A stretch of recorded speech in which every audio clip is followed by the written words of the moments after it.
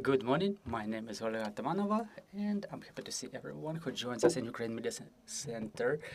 Today we have invited you to present the results of the monitoring, the review of the state language integration in secondary education within the academic year 2023-2024. So today we will be talking about the results of this survey, and let me introduce our speakers joining us today in the studio are Ruslan Hurak, head of the State Service of Education Quality of Ukraine, and Kremin, Commissioner for the Protection of the State Language. Good morning, dear friends. So, Mr. Ruslan, let's start with the presentation of the study, and then let's talk about its results. Thank you very much. Good morning, dear friends, dear colleagues. The State Service for Quality of Education and the Commissioner for the Protection of the State Language conduct this survey on function of the state language in education area for a third year in a row, and today we would like to present the results of this study. I would like to draw your attention to the fact that the full text of the study can be found in the websites of our organizations, and I urge all of the experts, scientists, academics to use this study, to analyze it, to watch the key trends covered by this study, because the figures may be of interest to those who are involved in education process or it's an organization. That's the first message I wanted to communicate. And another one is that this study only covers secondary education, and basically our dream and intention is to cover extracurricular education, professional technical education, primary education, and higher education areas too. But that's all our future plans. Still, currently, we would like to discuss the issues of functioning of state language in the area of secondary education. So starting with the key trends, is the reduction of the number of respondents who use Ukrainian language in education and everyday life. Also, I would like to mention that in the eastern and southern micro-regions,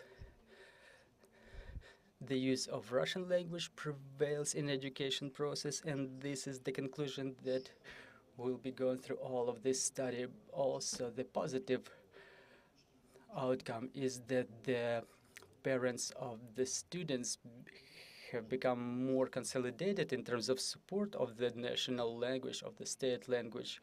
It's a good and interesting tendency.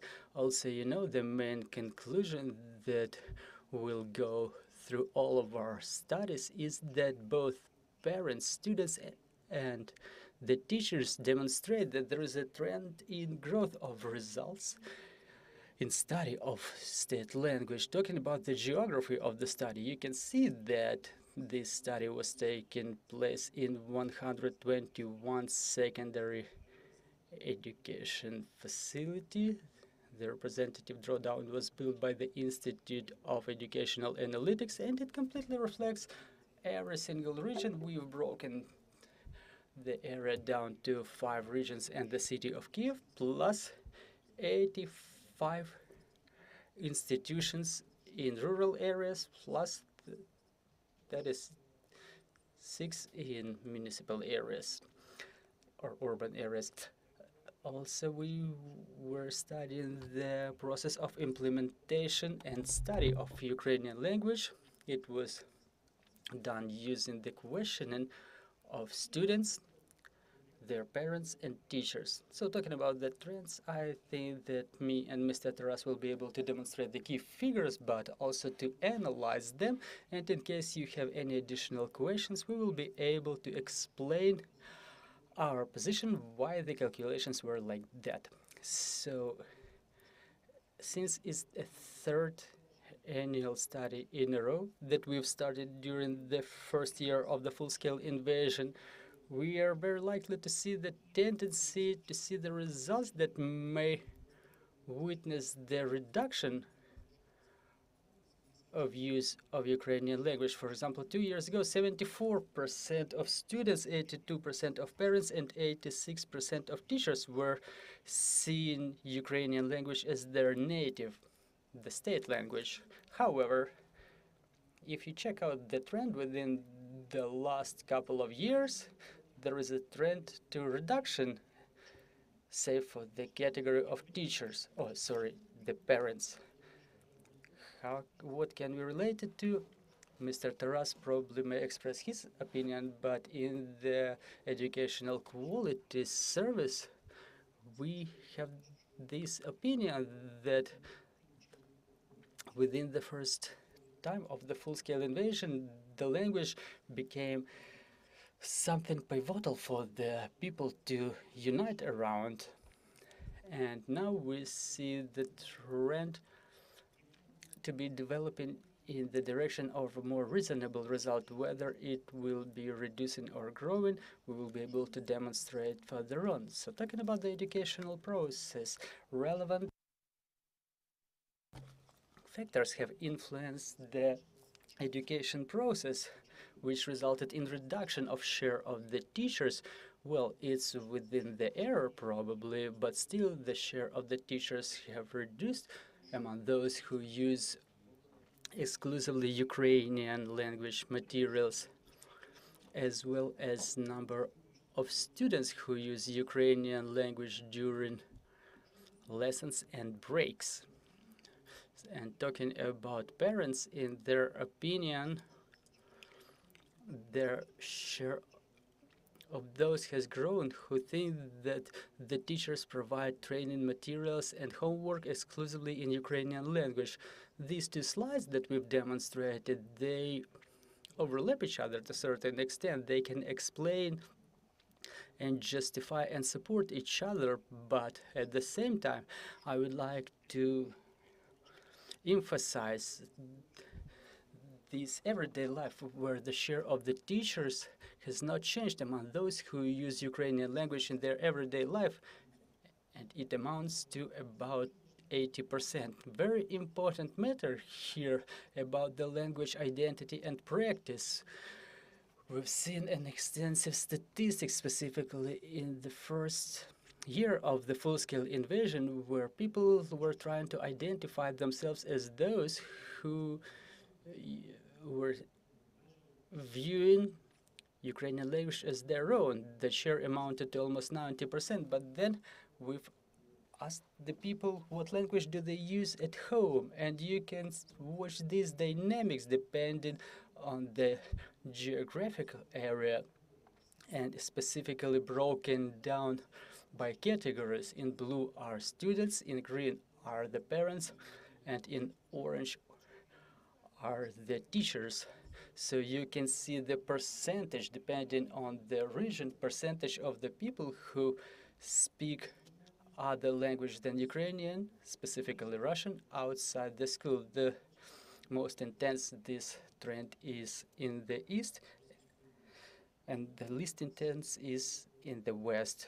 For me and my colleagues, it was somewhat surprising that those figures were not so comforting. I mean, the figures demonstrated by the city of Kyiv, where 14% of students use exclusively Russian language outside school. Also, the parents, 23% of the parents use Russian language in everyday life at home, and 10% of the teachers, which is surprising for sure, still use Russian language outside the work. To establish the quality education process, it's important to mention what is the language used by the students in social networks, online, and during preparation of their homework and their home training. Taking into consideration the fact that many schools work in online mode, the language that children use online is very important, and this dynamic is not comforting either. 12% of the school children don't deem language of the content as something important, and the majority of them use Russian language online too. And given the fact that the majority of content that is being popularized in Ukraine is in Russian, the majority of the students use Russian language to prepare their homework. So regarding the teachers, the share of teachers has reduced too among those who use Ukrainian language online. It's only 3% reduction within the statistic error, but I think it may be a trend as well, and we should keep this issue in focus to say actualize it. So, dear friends, we were also asking the students whether they need training courses, Ukrainian language training courses to improve their knowledge in Ukrainian language, and 5% less children said that they do need such training courses. We relate this tendency to the fact that the school provides pretty solid knowledge in Ukrainian language, and the children do not require any additional training and education in this area. They don't require additional knowledge here. But in my opinion, the question is still open regarding the open training course for the parents, for the communities, for the residents of this or that region. And talking about the conclusion, 9.5%, that was the share of reduction or the share of increase of the use of the Ukrainian language among the students, which is pretty comforting because other studies of ours demonstrate or confirm this trend, which evidences the improvement of knowledge of Ukrainian language among the students. However, such trends as punctuation and syntaxis, those topics still remain open. I mean, even judging by national multidisciplinary tests, there are still gaps in knowledge based on our studies. So talking about our recommendations, we present studies like this with the sole goal to draw attention to such an important topic as a topic of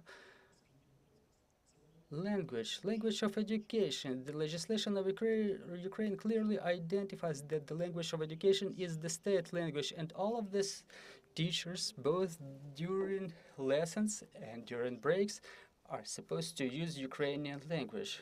So based on our study, we can see that this trend is not taking place everywhere. We still admit the use of Russian language during the lessons, and there is a trend to use Russian language during breaks. And we would like to draw the attention of the directors of the educational institutions, the teachers, and the administrative personnel working in education area to improve the requirements to use of the state language during the education process. And using our recommendations, we would like to emphasize that we have to support the improvement of professional skills of the teachers. Organize the training recess to be able not only to pay attention to learning of language, but also its popularization, something that we were missing during all of our lives. The enemy, represented by Russia, for many centuries keeps doing everything to make sure that they destroy, eradicate the national language. They were resorting to multiple methods for doing so, and unfortunately they were making it. Specifically within the last 100 years, we had a very disturbing tendency in terms of popularization of Ukrainian language, and we have to rectify those tendencies not only through training, through learning, but education, but through popularization, through love to national language, through our roots, through our identity, our literature. And talking about the Matters of the communities and the state, I think Mr. Taras may add more here, but I would like to finalize my address by drawing everyone's attention to the fact that you may find your own conclusions. You may draw your own conclusions from this study, but the State Service for Educational Quality is based in Ahmediyat territory, and recently we've got such a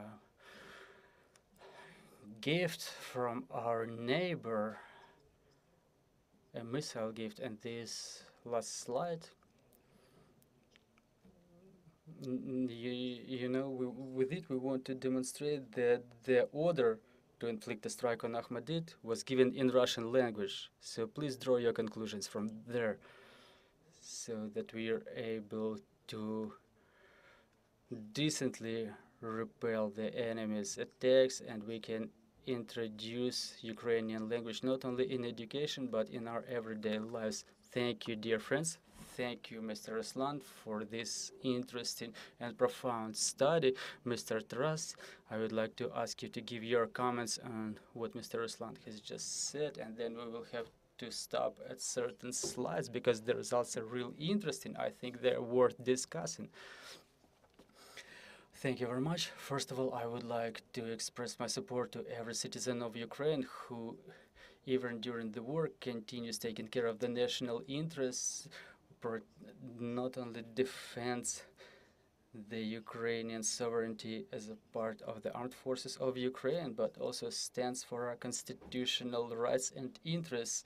You know, the matter of your national language, of the state language, is the constitutional issue. It's represented in Article 10 of Constitution and other laws and bylaws, such as law on ensuring a function of Ukrainian language as a state language, dated 2019, is the third annual study in a row. We keep emphasizing the importance of paying attention to the results of the study, but still some of the parameters remain not so comforting for us. Still, there are some positive outcomes.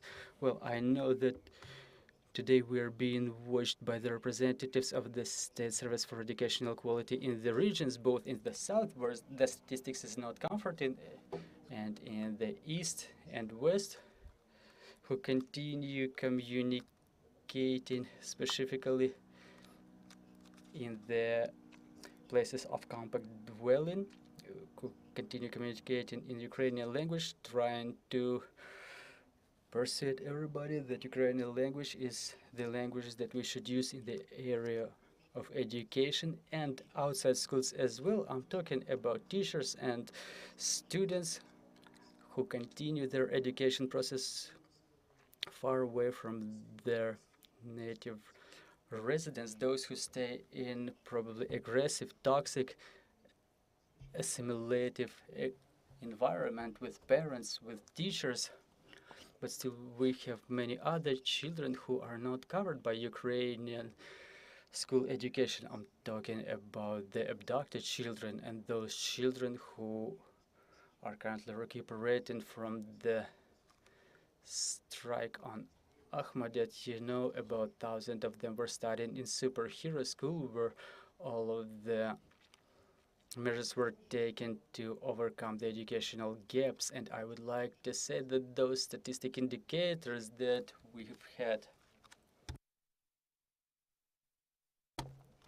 that in our previous studies and in this one, I wouldn't like to mark it as fall, but I would rather want to find different explanation for that. So we've made this study in coordination with the State Service for Educational Quality, and I would like to thank Mr. Ruslan and his colleagues for the input of theirs. We were putting together the first study within the last days of May of 2022. Back then we were talking about statistic parameters, but recall those days we were putting no requirements.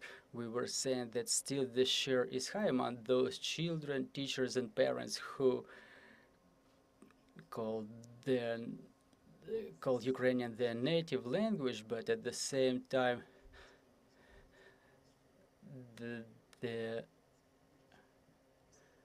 environment was flooded with Russian language, and the education process was continuing within the curriculum year 21-22 in Russian language, and Russian language was studied in some schools as the second foreign language in Kharkiv, Zaporizhia, Mykolaiv, Kherson regions, that southeastern part of our country, and then situation keeps getting rectified, and I appreciate the input of the local governments and every single citizen who, on the level of family education, through the talks with their children about culture and identity, about the necessity to use Ukrainian language even outside school, in social media, online,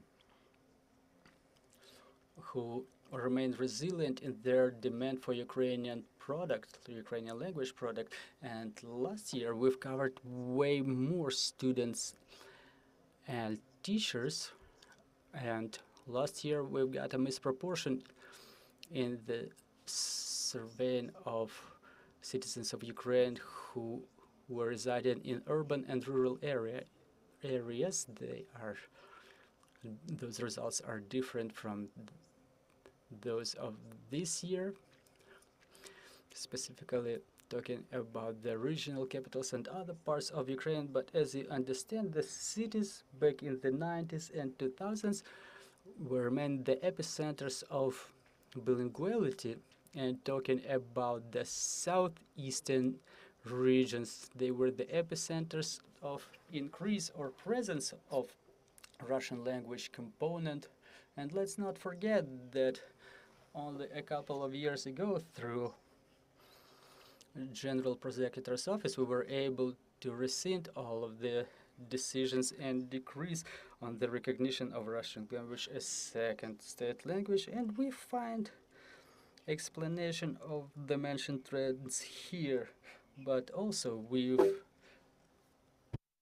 made public our annual statistics recently as to the complaints for violation of the language standards, and there are violations specifically in those spheres that the teachers, parents, and the students use the most. It's online. There is a flooding of Russian language start pages in the online shops, in the service sector. Children outside school, they visit the service and trade outlets where everything is provided in Russian language. And the most sensitive and the most painful that I would like to emphasize, there is an extensive use of Russian language among the deputies of the local governments, of the local councils, no matter the region. Sometimes some of them cannot even read in Ukrainian from the sheet, from a sheet of paper that was prepared earlier. So I don't think that a deputy can ensure the proper use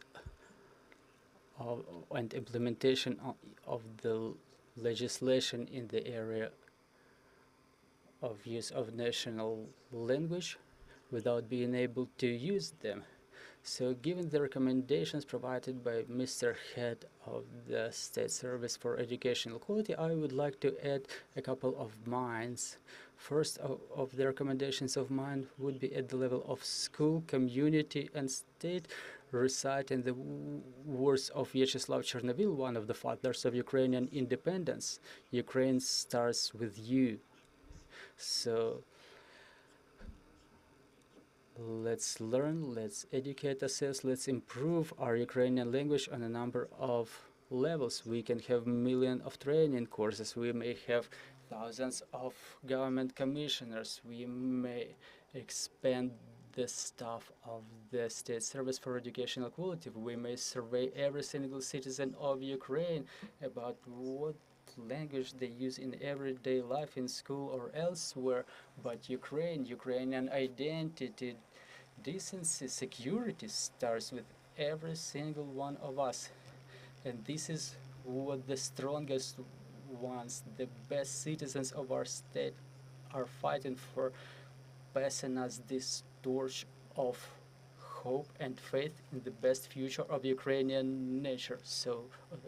I'm sorry. So please adhere to the language laws, and let's not forget that all of the violations of this law, we may recall recommendations, contracts, everything coming from Ministry of Education about what is educational environment, Ukrainian language educational environment, and what are the sectors the state language should be used at. They're not gone anywhere.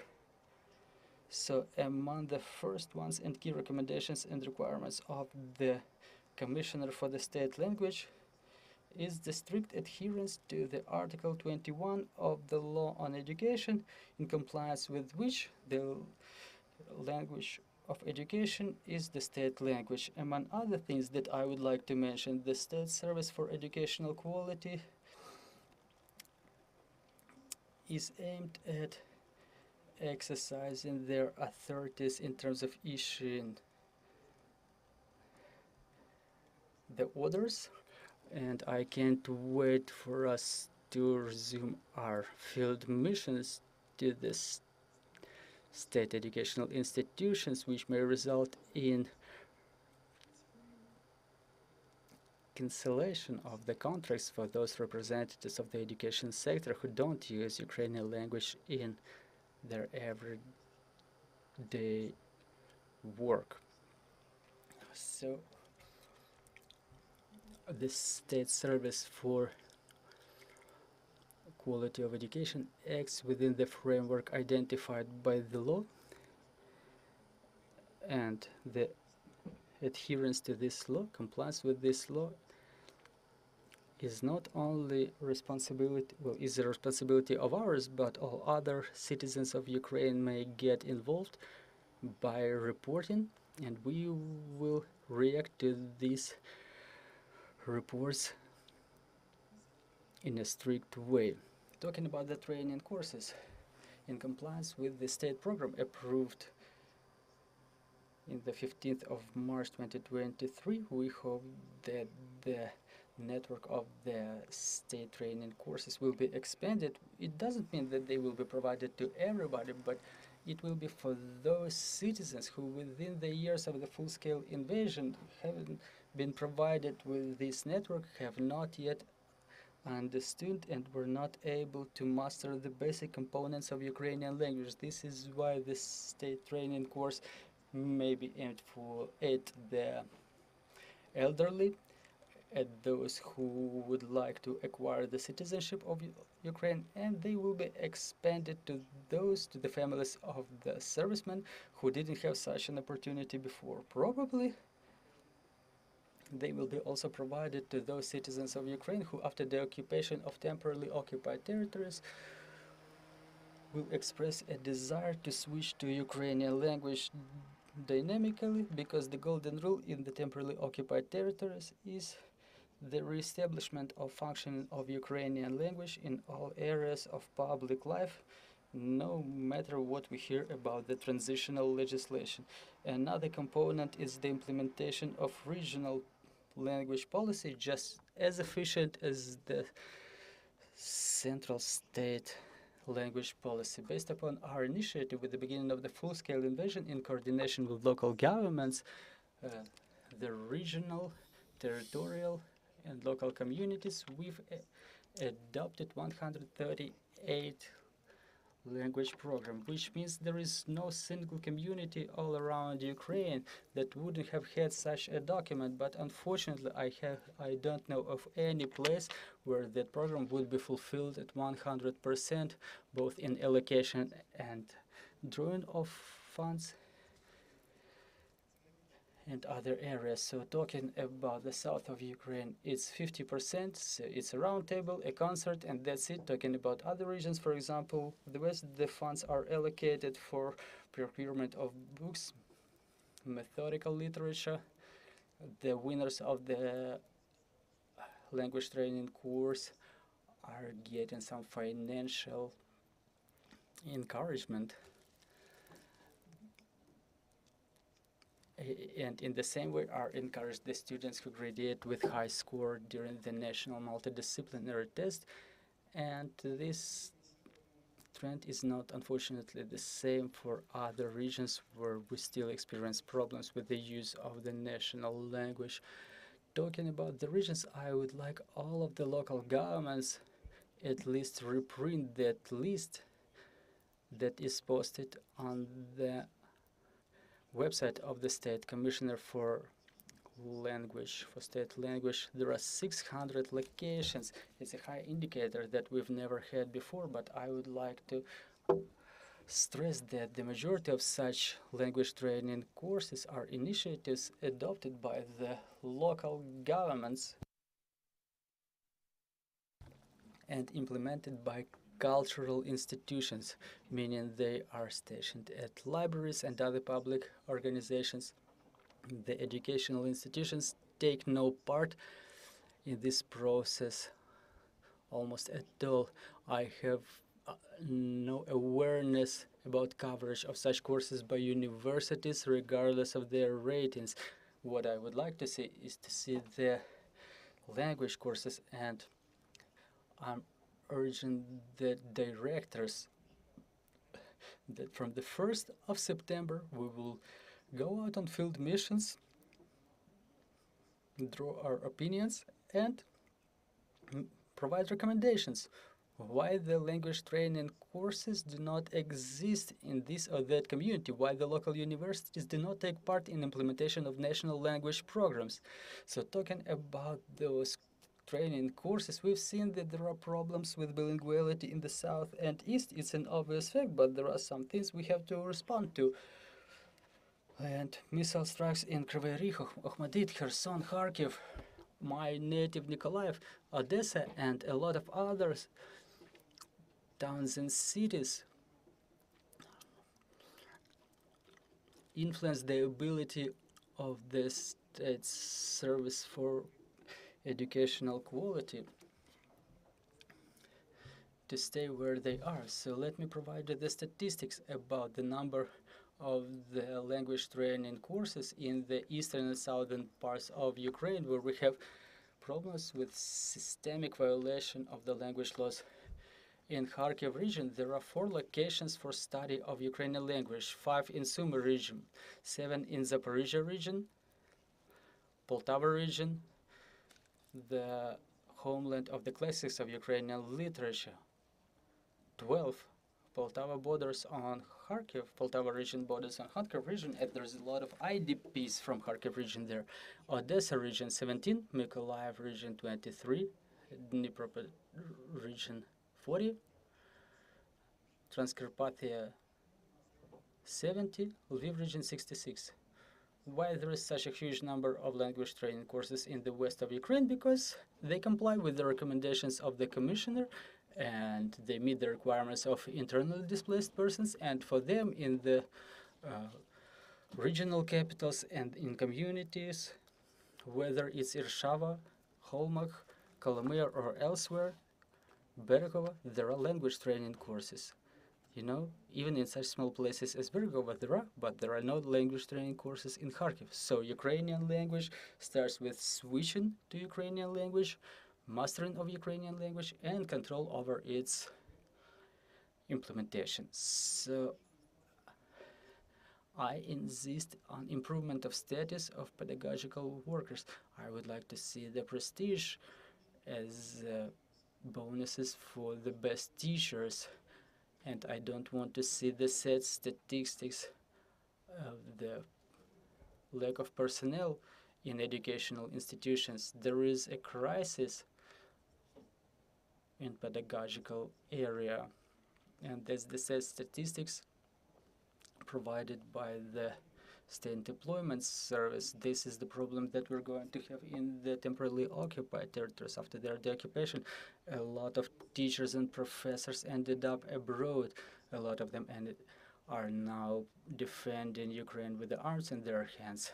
Some of them live in the compact dwelling areas, and just 2 weeks ago, the resolution of Parliamentary Assembly of the Council of Europe was promulgated that says that Ukrainians are entitled to education in their native language, but we should cooperate with every single facility over there, with the ministries, in coordination with the Ministry of Foreign Affairs, to make sure that every teacher understands that they're important, they are waited for in Ukraine. Their mission is to stay by the children and to ensure the fulfillment of their right to education. Hopefully next year we will cover more sectors by our study and no one will get away from us.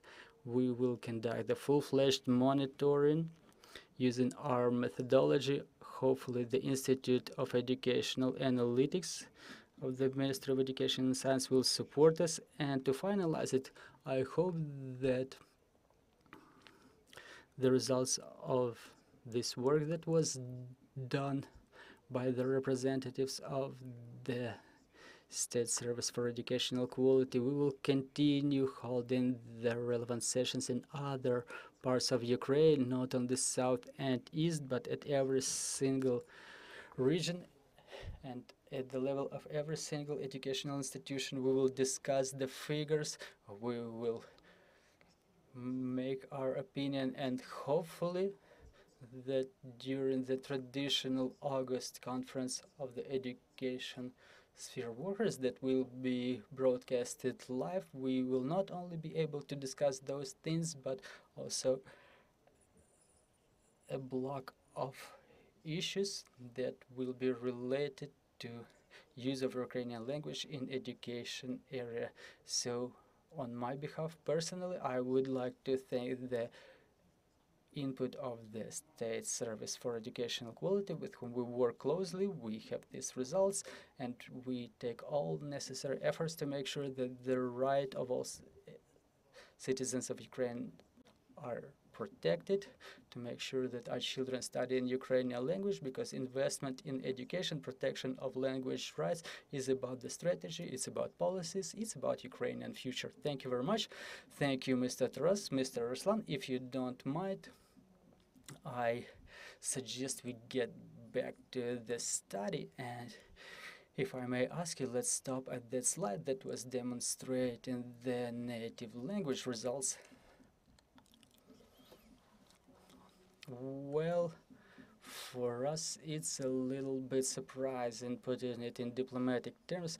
Can we explain it a little bit? Do we understand it correctly, that the same person at the beginning of the full-scale invasion were identifying Ukrainian as their native language, and then the next year, when the situation was more or less stabilized from the perspective of Russian attacks on us, the figures, they recoiled. Well, I was trying to explain this tendency. First of all, it's a representative drawdown. It doesn't necessarily mean that it was the same person taking part in the study. It may be a school in the same region, but not even the same school. So those may be different schools and different people. And talking about this trend specifically, the psychologists better explain it. They say that when there is such a stressful thing as a war, people get united, as they call it, around the banner. So, and I'm sure back in 22 and 23, the state language has become this flag, this banner, and people got banded around this symbol, such as Ukrainian language, and more than 91% identified Ukrainian language as their native language, both students, teachers, and parents. Now, in years 23, 24, the stress is subsiding. People can more objectively evaluate the language that they use, and given the fact that it's a representative drawdown from all around Ukraine, I think that this is more or less the real figure that was reflected in years 23, 24. Well, talking about 22, 23, you've explained this effect. I mean, it's clear, probably it's pure psychology, but talking about 21, 22, and 23, 24, shouldn't we get concerned about the fact that in 23, 24, after this emotional roller coaster, that it becomes a trend? Well, talking about the children, yes, but talking about parents, the share has not changed. It correlates with the previous years. And talking about the teachers, the change is within the statistic error. I don't think those figures are critical, but I think we have to still pay attention to those indicators among the students. There's a lot to work with, in my opinion. We need more discussions and more understanding of what could influence those indicators. Specifically, Mr. Taras, probably you have something to add. Yes, I like it that the statistics of recognition of Ukrainian language as native remains unchanged among the parents and teachers, which tells us about the stability, talking in social linguistic terminology.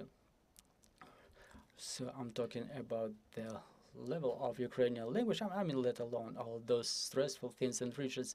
And again, the methodology that was picked within the different years, they were completely different, because talking about the representative method, in one case we have to talk about the descriptive method during the other year, and within the first year we were those willing to respond, and now we were using the methodology, the statistical methodology. But the statistics is the same all around the country. 70 to 80%, I'm talking about the survey about the use of Ukrainian language in media, in the service sector, in everyday family life. Well, it's the same more or less. We would like, obviously, to have it growing 5-10% every year, but in this dimension, this data is something that we may work with, because we may see the gaps and to see in which regions we have gaps, we have faults, so we can properly respond and stabilize the situation. But again, within the last years, the number of children who study in Russian language decreased hundreds of times. Now we only have a couple of thousands of such students in a number of classes, and in some other schools where the Russian language is being taught as foreign language. An extensive number of parents have switched to Ukrainian language, but talking about other spheres, they still preserve their bilinguality, and within this last year we were able to cover more of both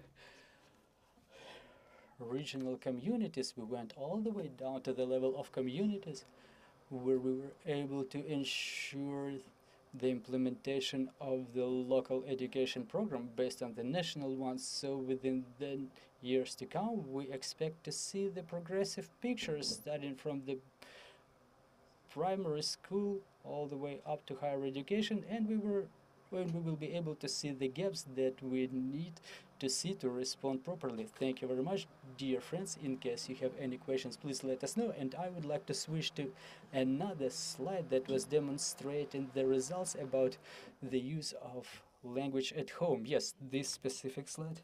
Well, I think we cannot help but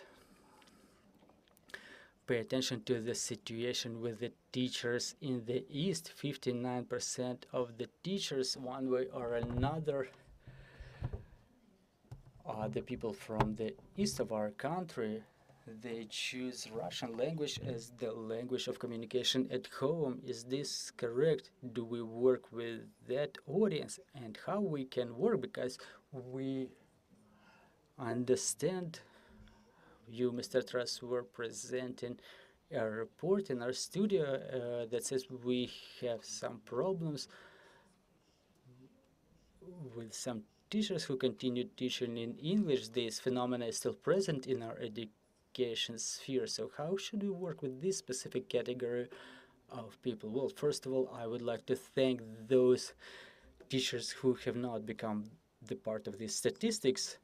Those 59%, well, obviously not only in the East, but elsewhere. Why am I explaining this? Because the patriotic teachers are those who remain teachers even at home, and those 59% who are teachers from 8 to 5, and then after 5 they become just a regular average citizens of their communities who continue saying and что and чё. That's the indicator that the community pays attention to, and children repeat it. If the teachers talk Russian at home, the children in their environment, they see, they observe their bilingual nature, and they post their videos online in Russian. They share the videos of their age sakes in Russian language, and it results in dissemination of Russian misinformation in Telegram and other social networks, to which more and more citizens with high IQ are getting signed up. So again, this work is extremely important. Once again, the language laws does not cover the activities of the religious institutions, but it's only a marker of the fact that the work should continue. Look, I'm from the South myself. I understand all of your problems, all of your issues and concerns, but let's not forget that the language that you use at home, language that you use with your loved ones, language that you use in the supermarket, at the market, this is what the language behavior of those who watch you, who follow you, depends on, because the teacher is about an example to be followed by your community, by the children of your community. We do everything to support us, to ensure best conditions for you. We work on reestablishing the normal operations and work in educational institutions. Our armed forces are fighting for our sovereignty and national identity, and I don't want to hear that these statistics, the statistics of use of languages at home is like this. So let's take all of the efforts possible to make sure that we use Ukrainian language at home too. Well, in this context, I would like to add that those figures that demonstrate the use of certain language at home in everyday life, they are quite representative, and we want to thank the teachers and the parents for being sincere in this context. And the only concern here is that the participants that were mentioning that they use Russian language at home, it's obvious that they use Russian language inside school, during breaks, during extracurricular hours, and this is the biggest concern of ours, because we are getting reports from Kyiv and other regions when teachers, after the language, they switch to Russian during breaks in their communication with the students and with their colleagues. So once again, we would like to emphasize the fact that school is the educational environment.